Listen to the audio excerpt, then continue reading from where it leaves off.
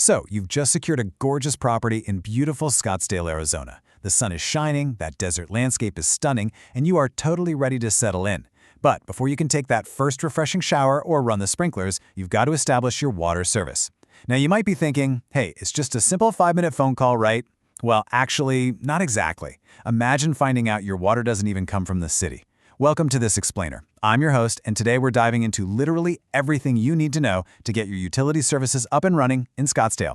We're going to take what can be a really complex, kind of bureaucratic process and turn it into a totally simple, actionable playbook. Right off the bat, let's address that crazy fact I just mentioned. Did you know that moving to Scottsdale might mean your water doesn't actually come from the city of Scottsdale? It is absolutely true. The number one mistake new residents make is assuming that the municipal boundary is the exact same thing as the utility boundary, because depending on exactly where your house or business sits, your pipes could be feeding from completely different entities, and each one has its own rules, its own rates, and its own unique application process. So, to make sure you get this right the first time, here's our game plan for today. 1. The Scottsdale water landscape. 2. Setting up your service. 3. Understanding fees and billing. 4. Troubleshooting common issues. And 5. Pro tips and resources. Let's jump right into Section 1. The Scottsdale water landscape, mapping your provider. Okay, before you ever pick up the phone or open a web browser, you absolutely must verify your specific geographic boundaries. Your property is going to fall into one of 3 main operational jurisdictions. First up, the City of Scottsdale Municipal Water Department. They cover about 185 square miles, mostly in city limits, plus a few unincorporated spots to the north. Second, we have private utility corporations like EP Corp and Liberty Utilities. If you're on the west side near the Arizona Canal, or up north heading toward Carefree and Cave Creek, you might actually be a private customer.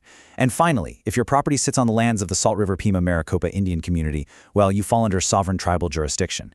You have got to search your specific address on the city's portal before closing your home transaction. Because depending on what you find, the setup process changes completely.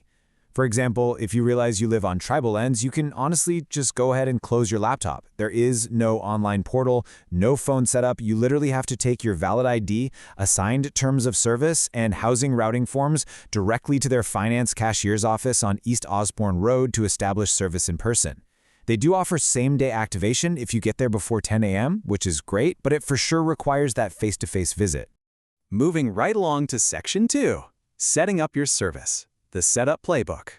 For the vast majority of you, you'll be dealing with the city's digital portal or calling a private provider like Liberty. But hold on, before you initiate that connection, gather your paperwork. Do not start the application without these items ready to go.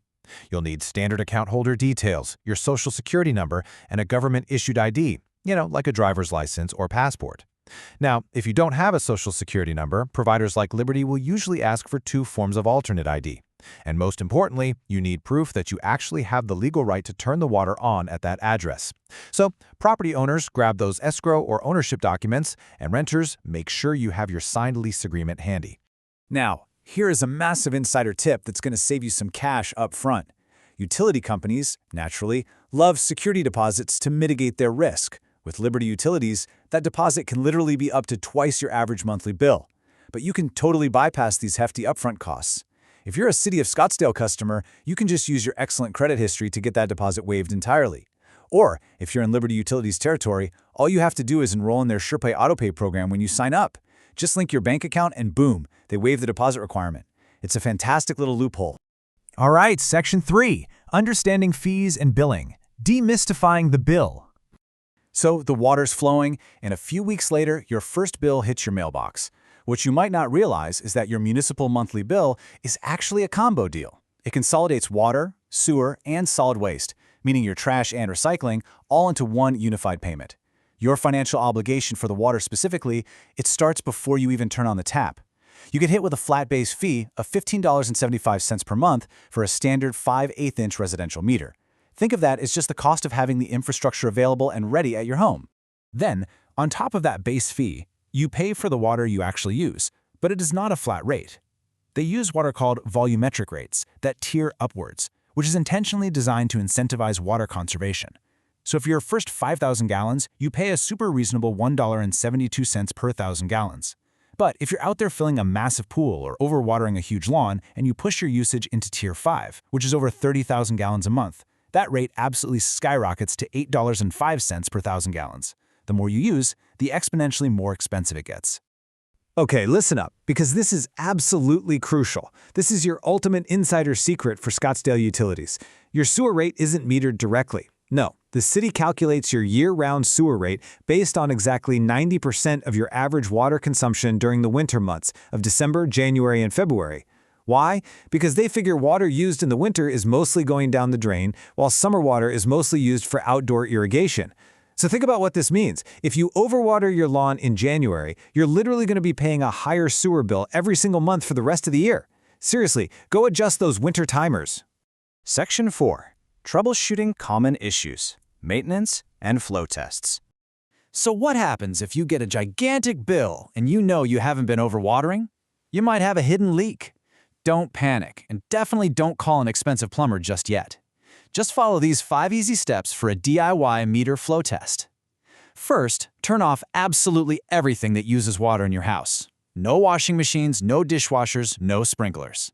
Second, head out to the street, watch out for bugs or critters, and lift your meter lid with a screwdriver. Third, write down the exact numbers and the position of the sweep hand on the dial. Fourth, wait exactly 30 minutes without using any water. And finally, go back and recheck the meter. If that sweep hand has moved even a tiny bit, water is pulling through your system, which means you definitely have a leak on your property. And while we're on the subject of pipes, here is a massive maintenance warning for you.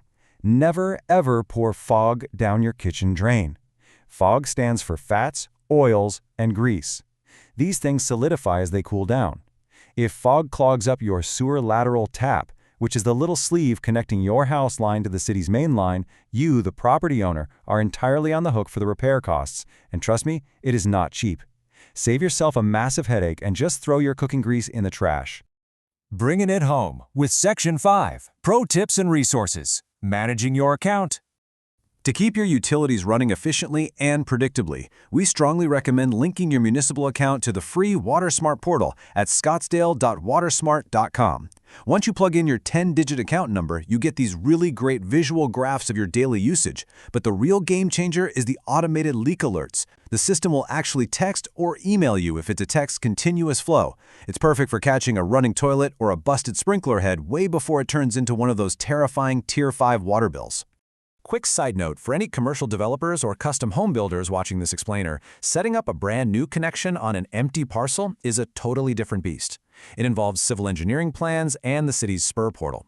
And heads up, you are going to face major one-time development impact fees before any meter goes in the ground.